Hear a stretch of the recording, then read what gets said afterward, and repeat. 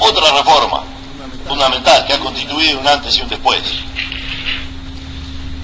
la reforma del manejo de las finanzas públicas, las reglas fiscales, sus tres pilares, que es cierto que es indicativa en algunos de sus pilares, que no es obligatoria, salvo la de la deuda, que hay que venir a pedir autorización al Parlamento. Pero los otros dos pilares es indicativa, pero más vale que sea indicativa y se cumpla, y no que sea obligatoria y que no se cumpla, como le pasó al Frente Amplio, que se endeudó y después vino a pedir la autorización para hacerlo. Se ha respetado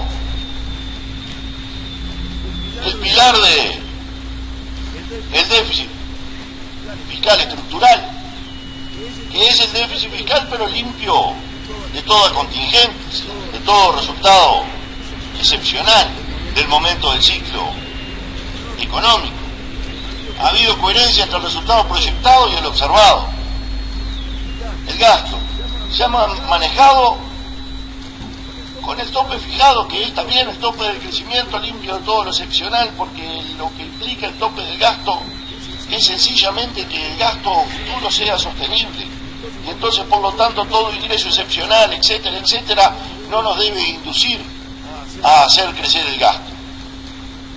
Y en ese sentido, vaya si hemos tenido una performance elogiable de conducta. Para 2022 el tope de crecimiento del gasto era 2.1% del crecimiento de la economía. 2.1% era el crecimiento del gasto, de acuerdo al tope prefijado. ¿Saben de cuánto se fue? No hubo crecimiento, hubo disminución. 0,5% de disminución en el gasto primario. Endeudamiento. Teníamos un endeudamiento autorizado de 2.100 millones de dólares. Se llegó a 1.860.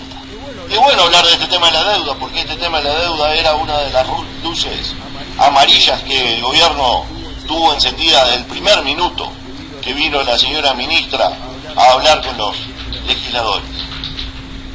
Por supuesto, no se utilizó el 30% adicional de endeudamiento autorizado.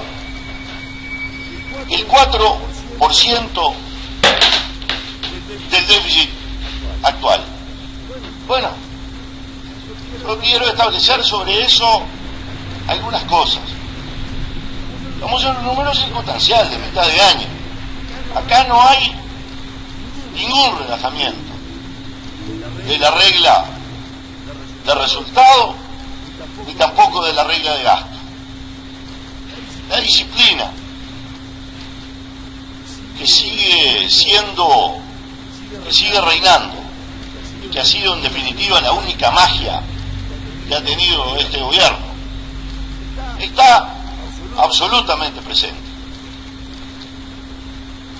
Tenemos ese tema que explicamos con la caída de la recaudación, seguramente por el consumo en la Argentina.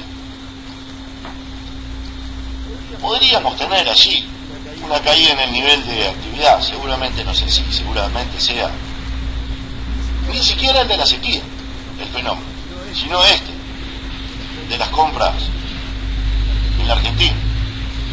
Pero de cualquier manera, lo que es importante establecer es que no puedo ver el déficit sin observar el momento del ciclo, y que si observo y depuro, ayer estuve consultando los resultados, ese 3.9% de déficit se me transforma en 3%, y la previsión para este año es 2.7%. No estamos tan lejos. Esa es la mirada estructural, 2.7. Aquí es bueno señalar otra cosa, que a la hora de comparar tenemos que comparar año cerrado con año cerrado. No podemos comparar agosto con año cerrado. ¿Y por qué lo digo? Porque en el mes de diciembre tuvimos algunos egresos excepcionales por adelanto de pago de los cremados, que hoy era el tema. Y tuvimos el pago de test de vacuna, 0.3% puntos porcentuales uno, 0.1 puntos porcentuales el otro.